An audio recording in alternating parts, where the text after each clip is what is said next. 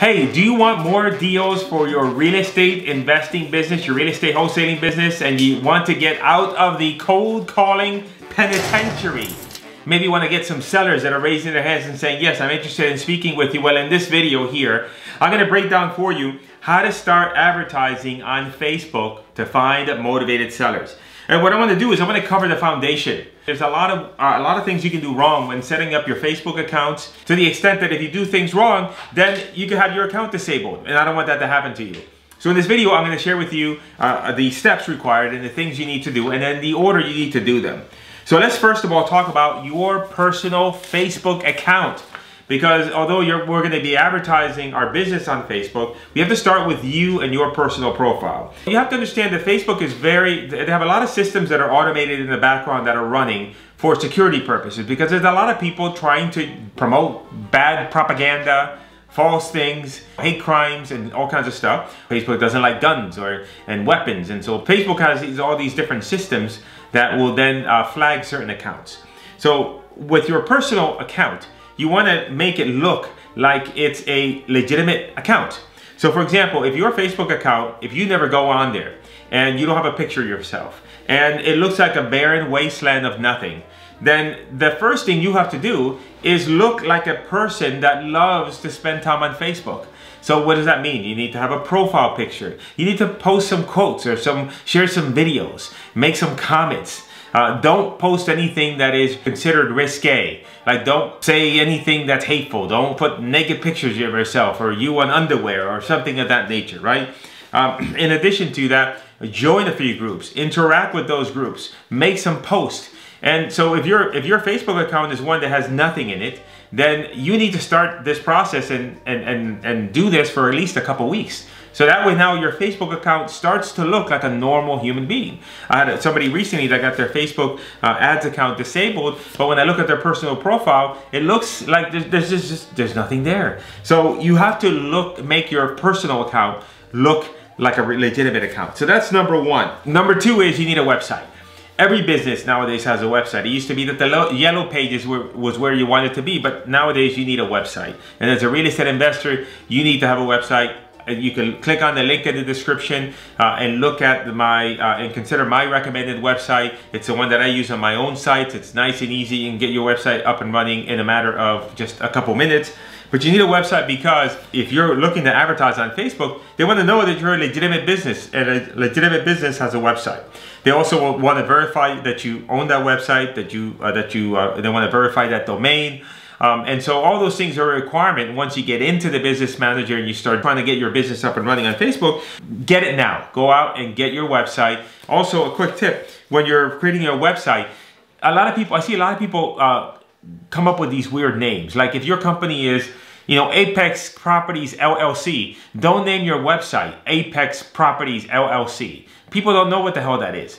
What you want to do is name your website in a way that when you talk to a prospect over the phone, they can easily get what it is that you do. You don't have to spell out the name a gazillion times. So for example, if I had a website, sellyourfloridahhousetoday.com, and if I called the seller and I said, hey, this is Cris from sellyourfloridahhousetoday.com, a lot of things happen in that conversation. They know that I have a website, so maybe I'm legitimate. When I tell them the name, they don't have to ask me to spell it. And plus the name automatically has a benefit and has an explanation of what I do. So better for me to say, this is Cris from sellyourfloridahhousetoday.com versus, hey, this is Cris from Apex Property LLC. So pick a domain that sounds like something a human would actually understand.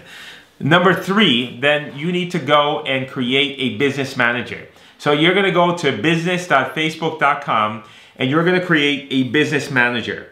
Now, when you create the business manager, you're going to need to verify that business manager. That means that Facebook wants to know that you have some sort of corporate entity. So if you don't have a corporation or anything like that set up, I would recommend that you set one up, because Facebook is going to ask for your corporation documents. They're going to ask for some sort of bank statement that shows your corporation and the address associated with that corporation. So, the old days of just, hey, signing up with a personal account and just going at it and running ads, there's just way too many advertisers on Facebook, and Facebook wants to vet everybody and make sure that you're legitimate. So have that in place. So make sure you have a corporation, make sure you have all your documents, so that way when you sign up for the business manager, then you want to go ahead and verify the business manager. Very important. You want to verify the business manager. You also want to set up what's called two-factor authentication on both your personal account and in your business manager account. Now, on your personal, just so you know, two-factor authentication means that if you want to log into your Facebook account, then they're going to require that a message be sent to a text message or to an app on your phone to verify that it's in fact you logging in for security purposes. And so they want to make sure that you have two-factor authentication turned on for you personally. Also, inside of your business manager, anybody who's inside your business manager is going to need to have that turned on. And so then you need to be able to have that. So right now at this stage here, what you've done is you've set up, you made sure that your personal profile looks like a normal profile of a normal human being. You have gotten a website in place because every legitimate business has a website. You've gone to business.facebook.com and set up a business manager account. And now inside that business manager account, you're going to set up a couple things. You are going to set up a Facebook ad account, and you're also going to set up a business page. So the business page is what the equivalent of a website out in the World Wide Web, but this is a website inside of Facebook's property. And what you want to do is you want to, again, pick a website that matches your domain, pick a website that can clearly explain to people what you do. Put a picture. What I recommend is put a picture of yourself in the little avatar on the business page. Go ahead and post on that page, make a nice banner, post some things on there. You can take out your phone and make a video that says, hey, this is Chico, I buy houses, I love to buy yours, blah, blah, blah. Take that, post it on the page, make it look like somebody lives there. Don't make it look like a ghost town. And then you're gonna go ahead and set up your ad account. Your ad account is pretty self-explanatory. You'll set up your ad account, you give Facebook all of the information it needs in terms of a credit card. But if you set up all those things in place first, your personal Facebook profile is showing activity. If you have your website and you set up your business manager and you verify your business manager, right? Because you're showing Facebook that it's legitimate, and you have a business page that looks again like a legitimate business is operating from there. Then all those things are going to contribute to you not having an issue with your ad account potentially getting disabled. Now, despite that, many times Facebook will disable your ad account even though you've done nothing wrong. It's okay. It's just that their automated systems somehow got triggered by something that you did. And all you got to do is just request a review. If you have done nothing wrong, in a couple of days, they're going to respond back and say, hey, this is an error. Everything is good now. Go ahead and advertise.